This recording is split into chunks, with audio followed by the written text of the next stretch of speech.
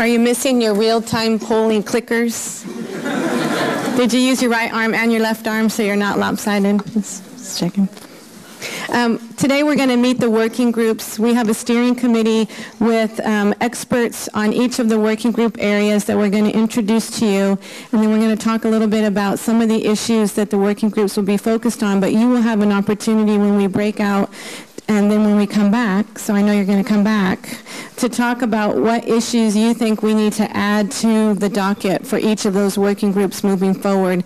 And that is really where we're going to get the substance and the information that will inform these meetings. I know at the last meeting and today you're thinking, well, how are we going to hear you in an auditorium like this? You're talking at us.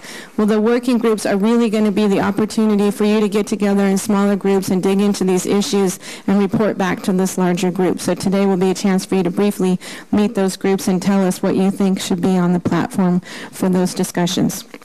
So with that, let me introduce the 4 working groups and the steering committee leads. The first is the Equity, Housing, and Public Health Committee.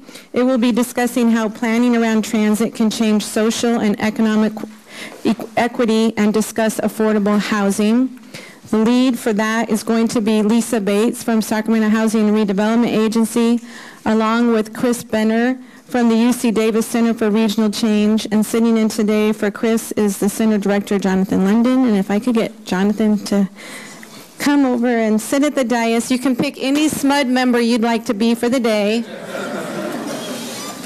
Great. The next committee is Economic Development.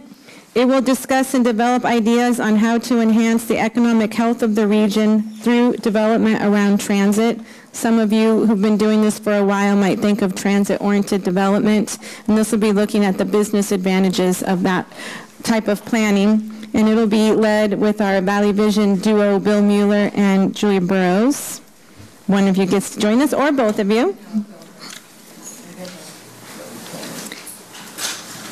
The next working group is Natural Resources, and it will discuss the natural resource topics that can be considered in the Sustainable Communities Planning process, both for the MTP and the regional sustainable plan that comes out of the HUD grant. And this group is going to be chaired by Stacy McKinley with the McKinley Group.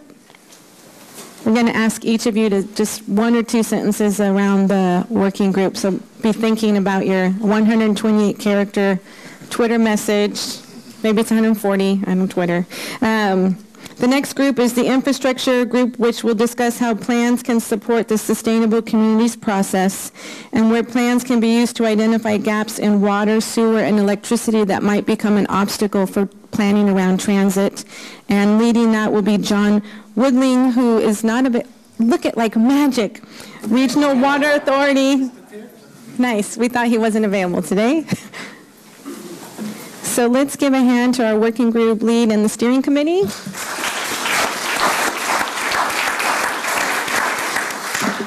Please be brief. And Jonathan, why don't you start? Okay.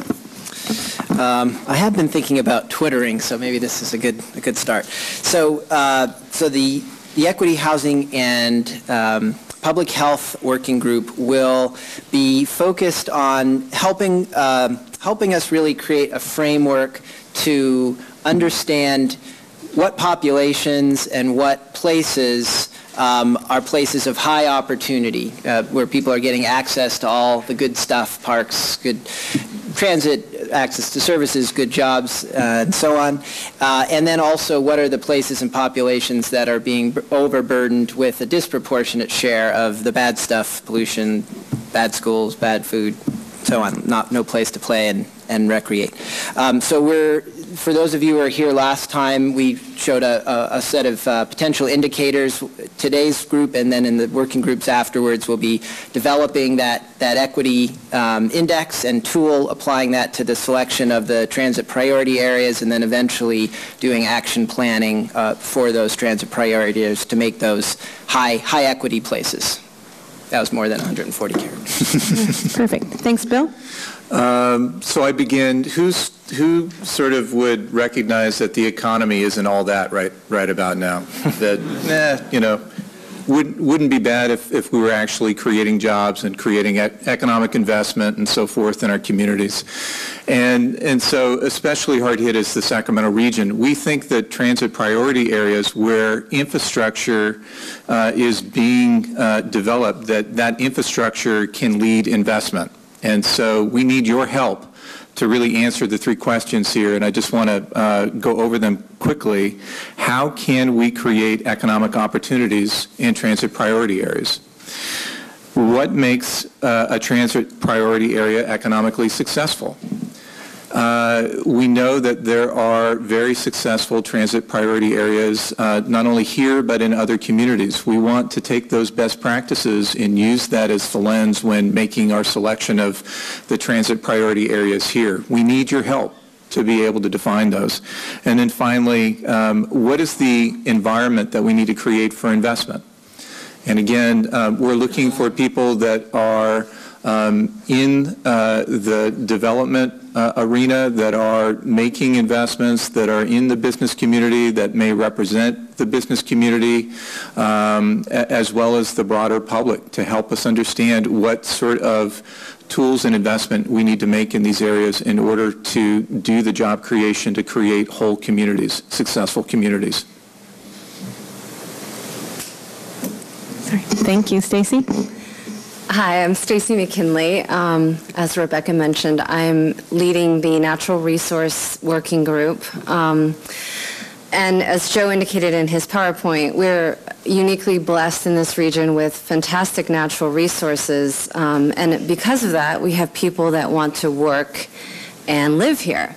And so my goal in my group will be to really focus on the body of work, which is so robust, of data and lessons learned in the 6-county region as to what are our natural resources, how do we prioritize them, and how do we also make it economically feasible to conserve as much as we can while still making sure that we are building complete communities for our region.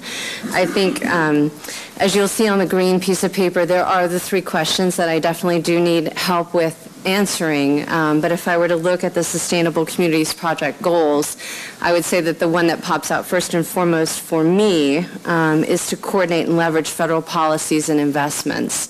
And not just federal policies, but all policies, because we can have very robust and excellent ideals, but if they're not feasible, if there's regulatory impediment, or if there's economic impediment, we'll never get these great things done.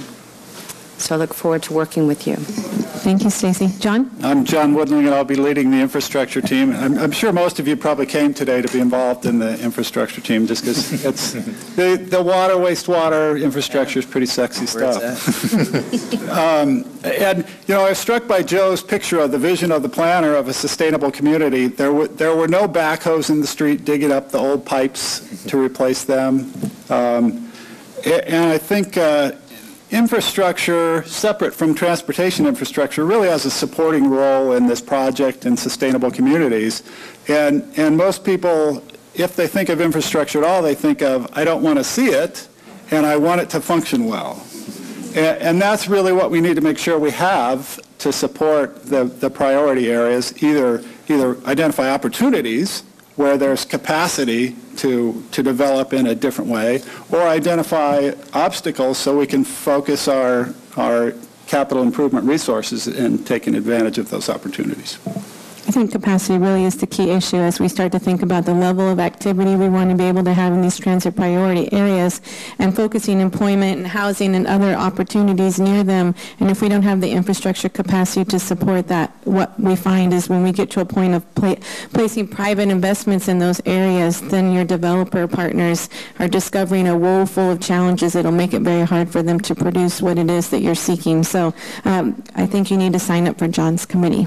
No offense to the other working groups, but pay attention to John.